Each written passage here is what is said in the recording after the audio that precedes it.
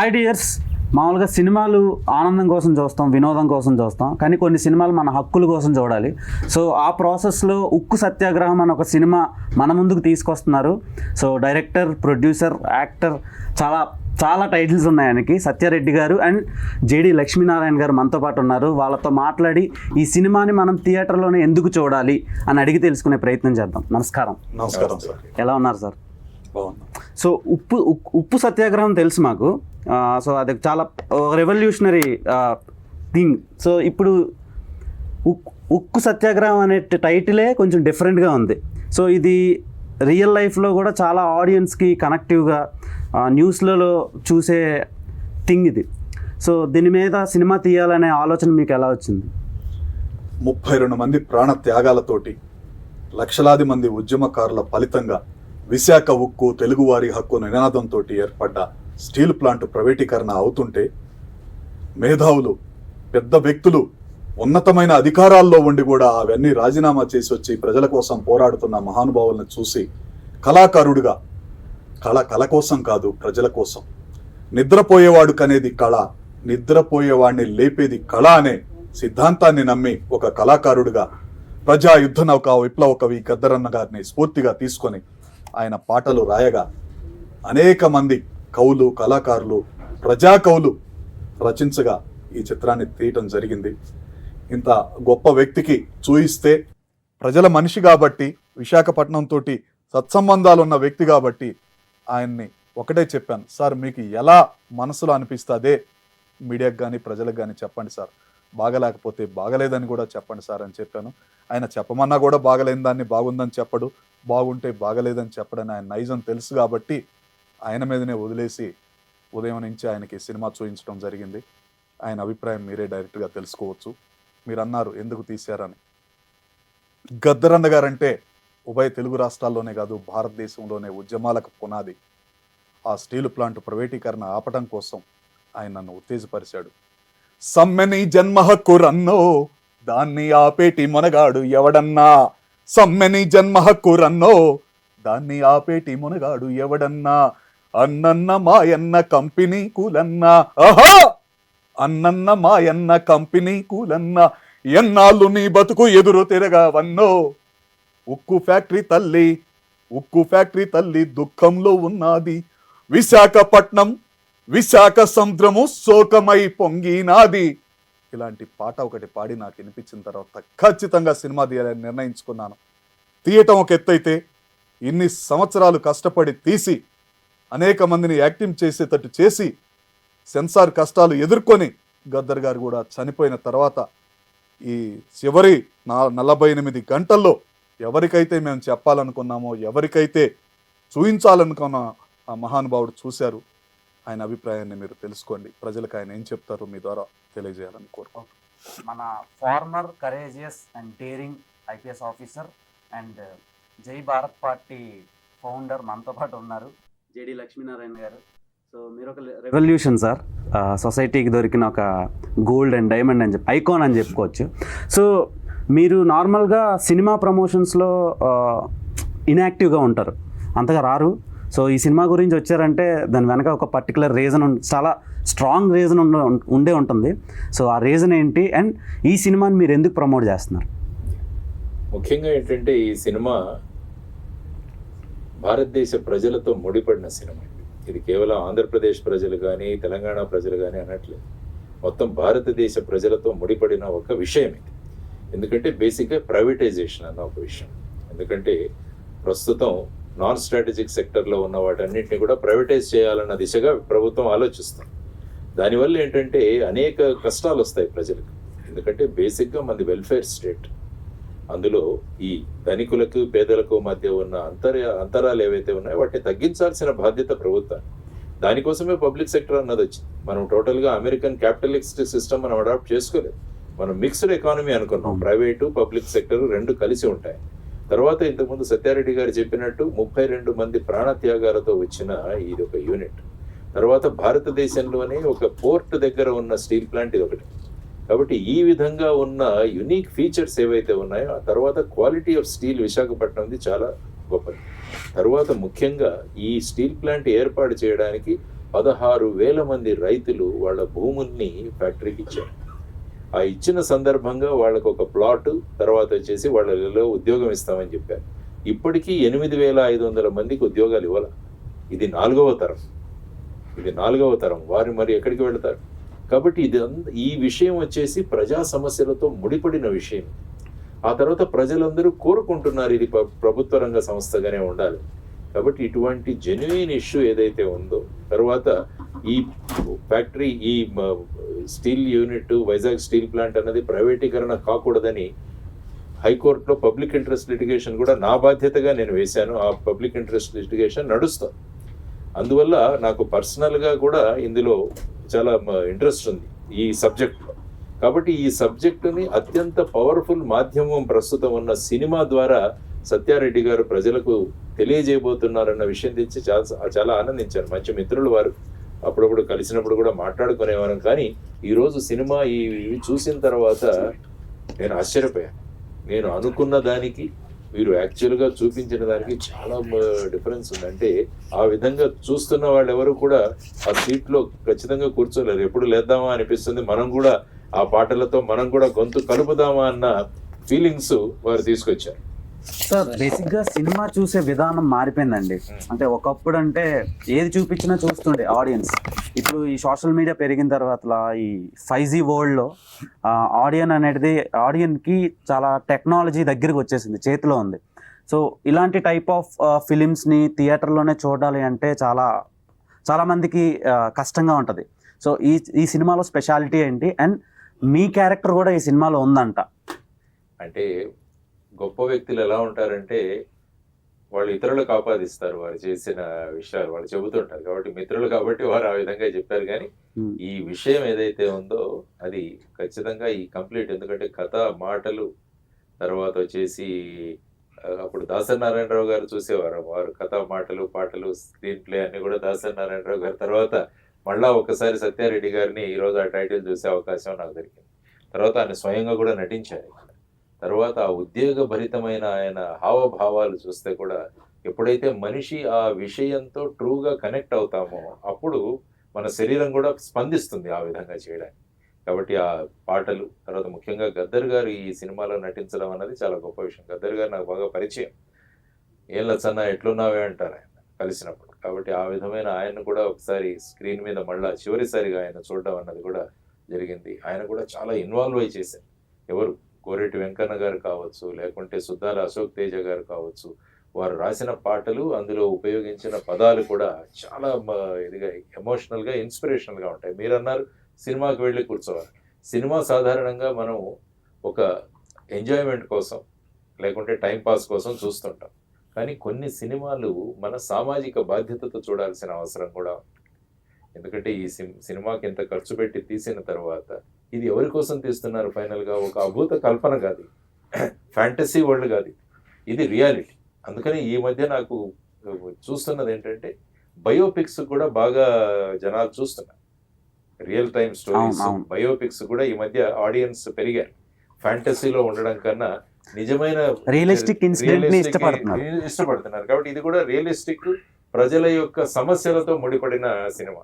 కాబట్టి నేను చెప్పినట్టు ఇది కేవలం ఎంటర్టైన్మెంట్ మాత్రమే కాదు, ఇందులో సామాజిక బాధ్యత ఉంది. సామాజిక బాధ్యతతో వీరు సినిమా తీసినప్పుడు మనం కూడా సామాజిక బాధ్యతతో స్పందించడం అన్నది మనిషి యొక్క లక్షణం. కాబట్టి ఈ సినిమా ఖచ్చితంగా సినిమాలో థియేటర్లో చూడండి అని నేను మీ ద్వారా, దేవ్ గారి ద్వారా తెలియజేస్తున్నాను వీక్షకులందరికీ కూడా. Treat it as a social responsibility. ఎందుకంటే మన సమస్య, మనం ఇల్లు కట్టుకునే స్టీల్ గురించి ఉన్న సమస్య, క్వాలిటీ స్టీల్ ప్రొడ్యూస్ చేసే స్టీల్ ప్లాంట్ యొక్క సమస్య, అది స్టీల్ ప్లాంట్ సమస్య కాదు, మనందరి సమస్య. కాబట్టి ఇది ప్రైవేట్ రంగంలోకి వెళ్లకుండా ప్రభుత్వ రంగంలో ఉండాలి. దానికి కారణాలు ఏంటనేవి కూడా ఈ సినిమాలో చూపించారు. తర్వాత ఏ విధంగా ఆ సమయంలో విద్యార్థులు వాళ్ళ 32 మంది వాళ్ళ ప్రాణత్యాగాలు చేశారు. అప్పుడు చాలా మంది, తెన్నేటి విశ్వనాథం గారు కావచ్చు, గౌతు లచ్చన్న గారు కావచ్చు, వీరందరూ కూడా వాళ్ళ పదవులను వదిలేశారు. సుమారుగా 55 మంది వాళ్ళ పదవులను వదిలేసి వచ్చేసారు. సార్, ఇఫ్ స్టీల్ ప్లాంట్ ప్రైవేటీకరణ అయితే సిచ్యువేషన్ ఏంటి? అంటే ఏమవుతుందంటే ఈ ప్రైవేటీకరణ కాకూడదు అని ప్రజలు కోరుకుంటున్నారు. అన్ని రాజకీయ పక్షాలు కూడా వేదికల మీద మాట్లాడుతున్నారు.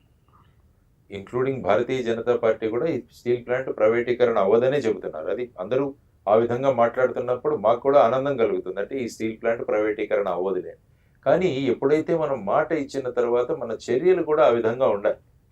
అంటే ఈ స్టీల్ ప్లాంట్ని ప్రైవేటీకరణ మేము చేయట్లేదు అని ఫైనల్గా క్యాబినెట్ ఒక నిర్ణయం తీసుకుందనుకోండి, అది ప్రజల్లో ఒక రకమైన కాన్ఫిడెన్స్ని ఇస్తుంది. కానీ ప్రతి ఒక్కరూ రావడం అవ్వదు అని చెప్పడం, కానీ కాంక్రీట్గా స్టెప్స్ పడకపోవడం వల్ల ప్రజల్లో అనుమానాలు ఉన్నాయి.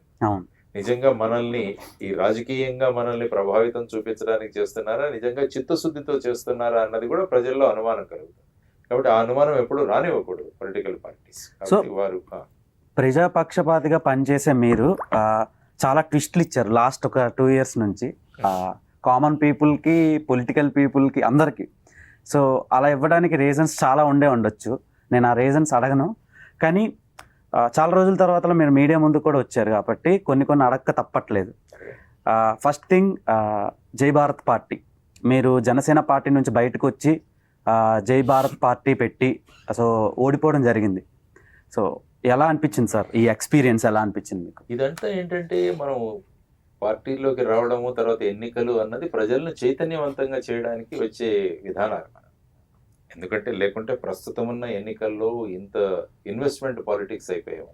ఇంత డబ్బులు మీరు ఇన్వెస్ట్ చేయాలి, ఆ తర్వాత బిజినెస్ అయిపోయింది ఆటోమేటిక్. అందుకని బిజినెస్ పీపులే వస్తున్నారు, మోస్ట్ ఆఫ్ ది పీపుల్ ఈ పాలిటిక్స్. ఎంటర్ప్రెనర్స్, తర్వాత ఈ ఫ్యాక్టరీ పెద్ద పెద్ద యూనిట్స్ పెట్టిన వాళ్ళు, ఈ విధంగా వాళ్ళందరూ దిగుతున్నారు. సో దానివల్ల ఏమవుతుందంటే ఇన్వెస్ట్మెంట్ పాలిటిక్స్, కాస్ట్లీ పాలిటిక్స్ అయిపోతున్నాయి ఇవన్నీ. కాబట్టి దీని నుంచి నిజమైన ప్రజాస్వామ్యం తీసుకురావాలంటే ఒక హోప్ ఎక్కడైనా క్రియేట్ చేయాలి. అందువల్ల దాన్ని ఓటర్లను చైతన్యవంతులుగా చేసే బాధ్యత మేము ముఖ్యంగా జై భారత్ నేషనల్ పార్టీ పెట్టిన ప్రధానమైన ఉద్దేశం. ఎందుకంటే ఒక పార్టీ ఓవర్ నైట్ను ఎప్పుడు కూడా అవ్వదు. ఇది ఒక లాంగ్ డ్రాన్ బ్యాటిల్. ప్రజలను చైతన్యవంతం చేయాలి, వాళ్ళ ఓటు హక్కు సక్రమంగా వినియోగించుకోవాలి. మనం మాల్కి వెళ్తే ప్రతి వస్తువు చూసి కొనుక్కుంటాం. సపోజ్ తోపుడు బండి మీద వస్తున్న వస్తువు కూడా మనం చూసుకుంటాం. మన పిల్లల్ని జాయిన్ చేయాలంటే మంచి స్కూల్ ఏదని చూసుకుంటాం.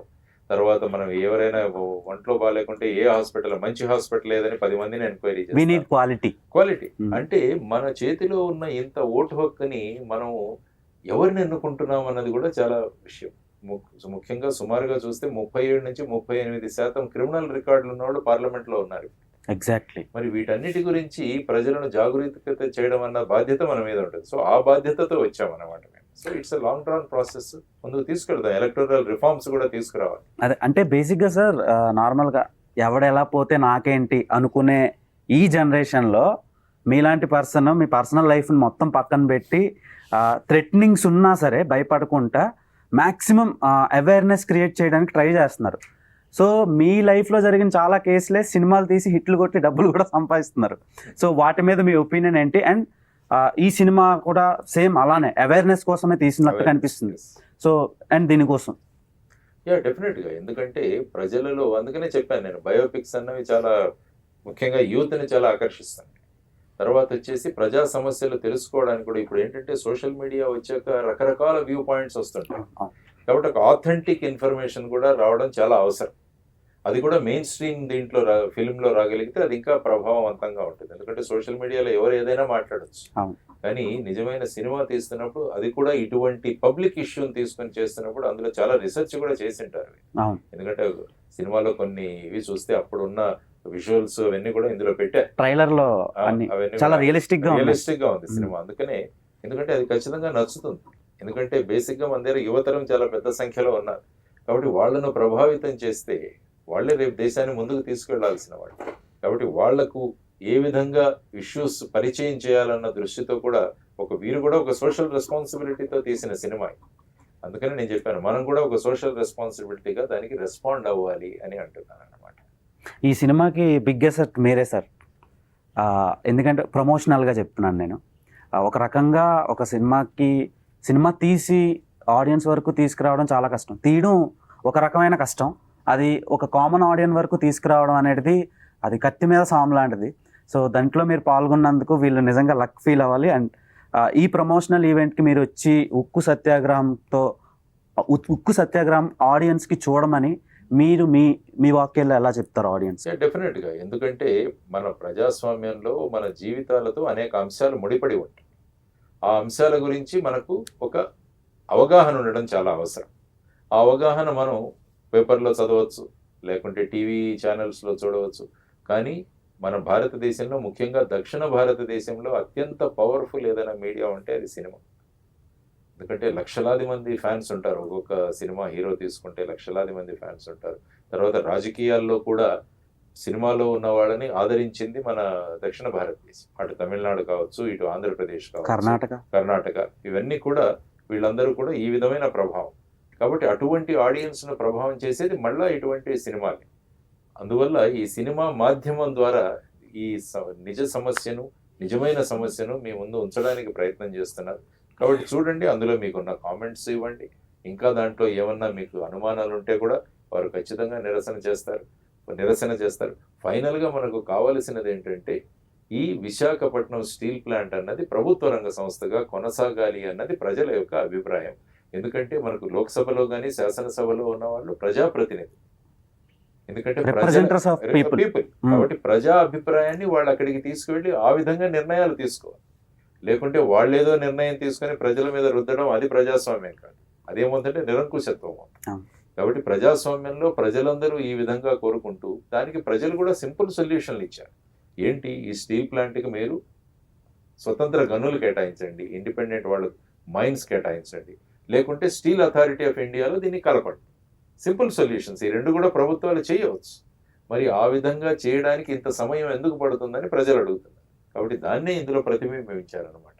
ఇంత సింపుల్ సొల్యూషన్ ఉన్నా కూడా మనం ఈ విధంగా ఎందుకు చేయట్లేదన్నది ప్రజల్లో ఉన్న ఆలోచన, వాళ్ళ అనుమానాలను ఇక్కడ చిత్రరూపంగా చూపించి, మళ్ళా దీని ద్వారా ప్రజల్లోనూ ప్రభుత్వం మీద కూడా ఇంపాక్ట్ కలుగజేసే విధంగా ఉంది ఈ సినిమా. ప్రభుత్వం కూడా మా బాధ్యత ఎక్కడో విస్మరిస్తున్నామన్నది కూడా ఈ సినిమా చెబుతుంది. వాళ్ళకి ప్రభుత్వం కూడా మన బాధ్యత ఎక్కడో విస్మరిస్తున్నామన్న వారికి కూడా ఒక చొరక అనిపిస్తుంది ఖచ్చితంగా ఈ సినిమా. ఓకే, సత్యారెడ్డి గారు నార్మల్గా ఒక యాక్టర్గా చేయడం అనేది టఫ్ అన్నమాట. చాలా కాంప్లికేషన్స్ ఉంటాయి. ఒక ప్రొడ్యూసర్గా చేయడం అతనికి ఒక కాంప్లికేషన్ ఉంటుంది. తర్వాత ఒక రైటర్గా చేయడం అతనికి ఒక వర్క్ చాలా హార్డ్ ఉంటుంది అన్న. సో ఇవన్నీ మీరే నెత్తినేసుకొని వర్క్ చేశారు కదా. సో సార్ అన్నట్టు మన సౌత్ ఇండియాలో చాలామంది స్టార్స్ ఉన్నారు, సూపర్ స్టార్స్ ఉన్నారు. ఫ్యాన్ బేస్ అంటే వాళ్ళకు ఉండే ఫ్యాన్ బేస్తో నిజంగా టర్న్ చేసేస్తారు. సో అంత మంచి స్టార్స్ ఉన్నప్పుడు మీరే ఎందుకు హీరోగా చేశారు? అంటే చాలామంది ఉన్నారు కదా, ఎవరిని ఎందుకు పిక్ చేసుకోలేకపోయారు? ఇందాక సార్ చెప్పారు గొప్పవారు ఎప్పుడు చెప్పుకోరని. గద్దర్ గారు రీసెర్చ్ చేసి తెలుగు రాష్ట్రాల్లో ఎవరైనా నిజాతీపరుడు ఉన్న ఆఫీసర్ కానీ నాయకుడు కానీ ఉన్నారంటే సార్నే పరిగణలోకి తీసుకున్నారు. మీరు ఇందాక చెప్పారు ఆయన స్టోరీలు, నిజ జీవితంలోని స్టోరీలు తీసి హిట్లు కొట్టి డబ్బులు కూడా సంపాదించారని. కొంతమంది అలా తీసుకుంటే ఆయన ఉన్నత భావాల్ని, ఉద్యమ భావాల్ని గద్దర్ గారు ఊహించుకొని, ఒక ఇన్స్పిరేషన్ కావాలి ఒక క్యారెక్టర్కి, ఖచ్చితంగా ఆయనను ఊహించుకొని, అక్కడ ఉన్న ఉద్యమకారులని ఊహించుకొని, జరిగిన హిస్టరీని తీసుకొని ఖచ్చితంగా ఆయన దృష్టిలో పెట్టి తీసుకున్నాం. లాస్ట్ మినిట్ వరకు ఆయనకి ఎందుకు చెప్పలేదంటే, థియేటర్లు కానీ మీకు తెలిసినే ఉంటుంది, ఇలాంటి సినిమాలకు ఇవ్వటానికి ముందుకు రాకపోవచ్చు. ఈ టైప్ సినిమా అనేది ముందే ఎందుకు అది చెప్పాలని. కానీ వేయలేని థియేటర్లు కొంతమంది, మా థియేటర్లో ఈ సినిమా ఆడితే బాగుండేదేమో అనే రోజు ఇంకో 48 గంటల్లో రాబోతుంది. మీరు అన్నారు ఆయన సెట్, చాలా మా అదృష్టం.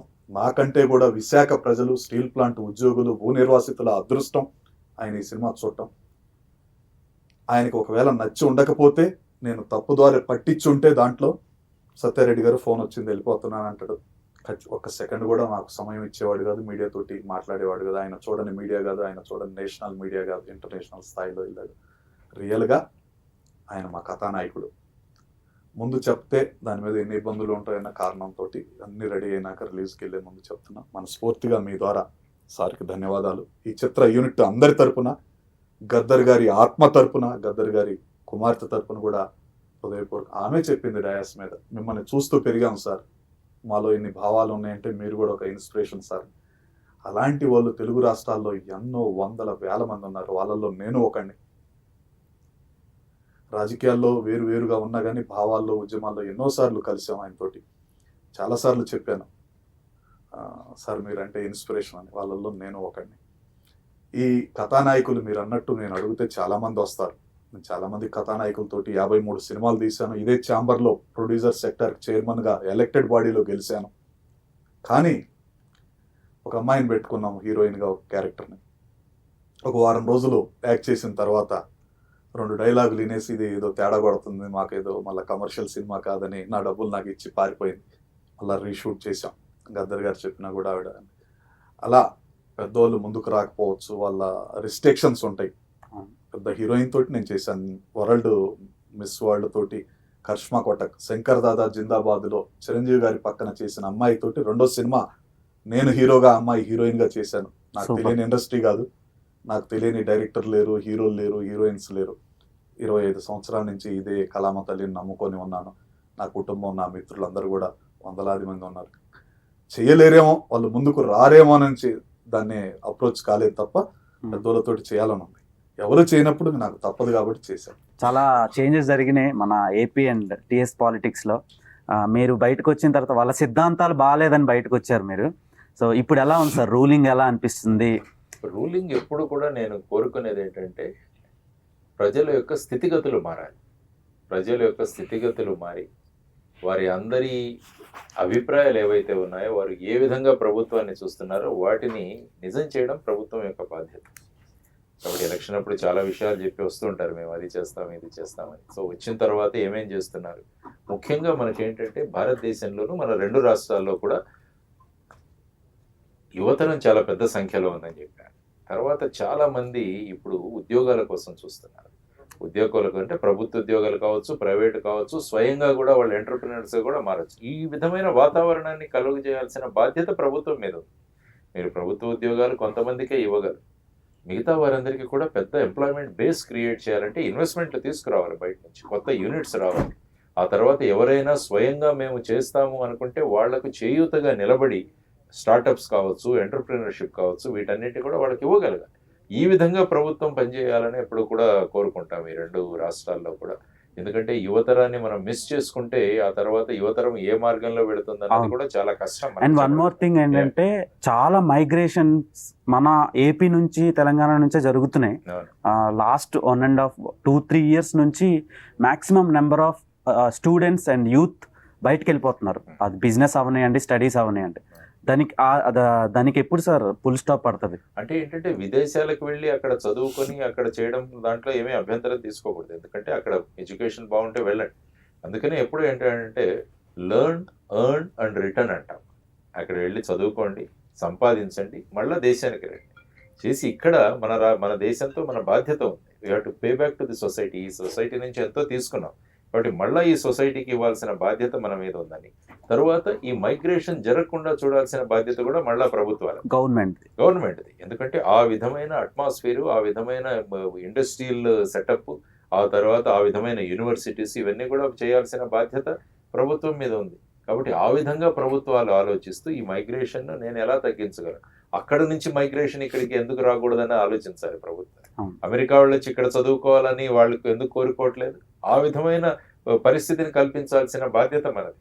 ఆ విధంగా చేసుకుంటూ వెళుతూ తర్వాత ఈ భావోద్వేగాలు ఇవన్నీ రెచ్చగొట్టకుండా డెవలప్మెంట్ మీదే అందరూ కనుక మనం కాన్సన్ట్రేట్ చేయగలిగితే తర్వాత ఈ పొలిటికల్ పార్టీస్ కూడా అపోజిషన్ వీళ్ళు రోజు కొట్టుకోవడమే సరిపోతారు. అలా కాకుండా ఎలక్షన్స్ అయిపోయిన తర్వాత అందరూ కన్స్ట్రక్టివ్గా కనుక కూర్చొని సలహాలు సూచనలు తీసుకుని వెళ్ళగలిగితే మనం అభివృద్ధిలో పోటీ పడతాం. లేకుంటే ఎవరిని ఎలా తిడుతున్నామని దీంట్లో పోటీ పడుతున్నాం మనం ఎక్కడ చూసినా కూడా. కాబట్టి అది పోటీ కాకూడదు, పోటీ అభివృద్ధి. అందరం కలిసి రాష్ట్రాన్ని ఎలా అభివృద్ధి చేయగలం అన్న దాని మీద వాళ్ళు కాన్సన్ట్రేట్ చేయాలని నేను కోరుకుంటాను. ఓకే, ఎనీథింగ్ సెక్యులరిజం పేరుతో చాలా లొల్లిలు జరుగుతున్నాయి, బయట చాలా గొడవలు జరుగుతున్నాయి. అది రిలీజియస్ డిస్క్రిమినేషన్ కావచ్చు, ఎక్కడైనా కాదు, బంగ్లాదేశ్లో కూడా సేమ్ ఇష్యూస్. సో వాటి మీద మీ ఒపీనియన్ సార్? ఇప్పుడు ఏంటంటే మనం బేసిక్గా నేను అందుకనే అంటాను, మన మతం మన పూజ గదిలో, మన కులం మన గడప దగ్గర ఆగిపోవాలి. మనం ఇంటి నుంచి బయటపడిన తర్వాత అందరం కూడా ఈ దేశం యొక్క పౌరులు అన్న భావనతో మనం ముందుకు వెళ్ళాలి. కాబట్టి మన భారత రాజ్యాంగం కూడా ఈరోజు కాన్స్టిట్యూషన్ అడాప్షన్ డే ఈరోజు 26 నవంబర్. కాబట్టి ఈరోజు మన సెక్యులర్ అండ్ సోషలిస్ట్ ఈ 2 పదాలు మనకు 42వ కాన్స్టిట్యూషన్ అమెండ్మెంట్ యాడ్ చేసుకున్నాం. నిన్ననే సుప్రీంకోర్టు కూడా చెప్పింది ఇవి 2 కూడా ఉండాలి. సెక్యులర్ అంటే అన్ని మతాలను సమంగా ప్రభుత్వం ఆదరించడం. సోషలిజం అంటే కేవలం కొంతమంది చేతుల్లో మాత్రమే ఆదాయం లేకుండా అందరికీ దాన్ని ఇవ్వగలగాలి. ధనికులు పేదలకు మధ్య ఉన్న ఈ వ్యత్యాసం ఏదైతుందో ఈ వ్యత్యాసాన్ని తగ్గించాలి. మరి ఈ రెండు జరగట్లేదు కదా. జరగాలి కదా, మరి అటువంటి వాళ్ళని ఎన్నుకోవాలి ప్రజలు. మరి అటువంటి ఆలోచనలు ఉన్న వాళ్ళని చేసుకోవాలి. ఇప్పుడు ఈ ఉక్కు సత్యాగ్రహం అవుతోంది, ఉద్యమం అవుతోంది అంటే ఏ విషయం కూడా ఉద్యమం స్థాయికి వెళ్లకుండా చూసుకోవాల్సిన బాధ్యత ప్రభుత్వాల మీద ఉంది. అంటే ఫైనల్గా ఇప్పుడు చూసాం, మన రైతులది కూడా మనం చూసాం. రైతులు కూడా ఒక సంవత్సరం రోజు వాళ్ళు అక్కడ బార్డర్లో కూర్చోవడం వల్ల ఆ 3 చట్టాలను వెనక్కి తీసుకెళ్లాల్సి వచ్చింది. ఎప్పుడు కూడా ప్రభుత్వాలు ప్రజల యొక్క అభిప్రాయాలను తీసుకొని వాటిని స్పందించి వాళ్ళతో డైలాగ్ ఇవ్వాలి, వాళ్ళతో చర్చించాలి. మా నిర్ణయం ఇలా ఉంది, మీరు ఇలా అంటున్నారు, అందరూ కూర్చొని చర్చించుకొని ఫైనల్గా దానికి ఒక సొల్యూషన్ తీసుకురావాలి. అలా కాకుండా మేము ఇదే చేస్తాము అంటే ఫైనల్గా ఇలాంటి సత్యాగ్రహాలు చేయాల్సిన అవసరం వస్తుంది. ఆ అవసరం రాకూడదు ఎప్పుడు కూడా ప్రభుత్వాలు. సో ఆ విధంగా ఆలోచించాలి. కాబట్టి ఏంటంటే ఈ సెక్యులరిజం గురించి మీరు మాట్లాడారు కాబట్టి అందరూ మనం ఒకరినొకరు గౌరవించుకోవడం ఇదే ప్రతి రిలీజియన్ కూడా చెబుతుంది, ప్రతి మతం కూడా ఇదే చెబుతుంది. ప్రతి ఒక్కరిలో దేవుడు ఉంటాడు, ఆ దేవుడిని గౌరవించాలి అన్నదే మనం అనుకుంటున్న విషయం. కాబట్టి ఇటువంటి ఆలోచనలు చేసి ఈ విధంగా మతాలు కులాలు అని ప్రజల్ని రెచ్చగొట్టడం అది కరెక్ట్ కాదు. ఎప్పుడు కూడా కేవలం ఎన్నికల కోసం ప్రజలను విభజించడం అన్నది ఈ మతాలు కులాల పేరిట ఇంత అభివృద్ధి చెందుతున్నాం, ఇంత చదువుతున్నాం, ఇంకా మనం మతాలు కులాల మీదే మన ఆలోచనలు ఉండిపోతే మరి అభివృద్ధి దిశగా ఎప్పుడు వెళతాం మనం? ఇది అందరూ ఆలోచించాల్సిన అంశం. ఫైనల్గా వై షుడ్ బి వాచ్ ఉక్కు సత్యాగ్రహం in theatres on November 29th అంటే మీరేం చెప్తారు? Yes, it is my social responsibility అంట. ఎందుకంటే ప్రజా సమస్యలతో ముడిపడిన విషయం, ప్రజల యొక్క అభిప్రాయాలతో ముడిపడిన విషయం, దేశం యొక్క ప్రగతి కోసం ముడిపడిన అంశం. కాబట్టి ఈ 3 అంశాలు ఉన్నాయి కాబట్టి ఈ సినిమాలో ఖచ్చితంగా చూడండి. ఇటువంటి విషయాలను ప్రోత్సహిస్తే ఏమవుతుందంటే ఇటువంటి సబ్జెక్టులు వస్తాయి. ఓకే, ఎందుకంటే ఇటువంటి విషయాలు real time problems, real time ఇష్యూస్కి మనం ప్రేక్షకులు కనుక ప్రోత్సాహం ఇస్తే ఎంతో మంది ప్రొడ్యూసర్స్ వీళ్ళు కూడా నిజమైన సమస్యలను బయటికి తీసుకొచ్చి ప్రజలకు ఇస్తారు. దీనివల్ల ప్రభుత్వాల మీద కూడా దాని ప్రభావం ఉంటుందని తెలుసుకోవాలి. కాబట్టి ఇది ఆదరించాల్సిన సామాజిక బాధ్యత ఉందని నేను అనుకుంటాను. ఓకే, అండ్ సత్యారెడ్డి గారు, 1 word అబౌట్ ఉక్కు సత్యాగ్రహం. మహనీయుల చరిత్ర, తెలుగు జాతి చరిత్ర ప్రజలకి ఈ జనరేషన్కి చూయించబోతున్నాం.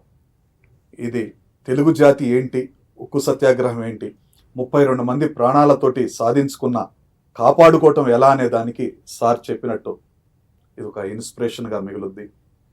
సీట్లో నుంచి సినిమా అయిపోయి లేవబోయేసరికి ప్రతి ప్రేక్షకుడు తెలుగువాడు, విశాఖ ఉక్కు ఆంధ్రుల హక్కు, విశాఖ ఉక్కు తెలుగువారి హక్కు అని పైకి అంటాడు. ఒకవేళ అనలేని వాళ్ళు హృదయంలో అనుకుంటారు. ఈ సినిమా చూస్తే ఉద్యమంలో ప్రత్యక్షంగా పరోక్షంగా పాల్గొన్నట్టేనని కూడా మీ ద్వారా సార్ సమక్షంలో అందరికీ తెలియజేస్తున్నాం. Thank you sir. Thank you so much for giving your precious time to ఉక్కు సత్యాగ్రహం. అండ్ మీకు కూడా wish you all the very good luck sir. So ఈ సినిమా November 29వ తేదీన థియేటర్స్లో మన ముందుకు వస్తుంది. ఖచ్చితంగా వెళ్ళి చూడండి, ఎంకరేజ్ చేయండి. ఇలాంటి ఫిలిమ్స్ ఇంకెన్నో రావాలని మనస్ఫూర్తిగా కోరుకుందాం. Until then, signing off Dev Tompala. Bye by.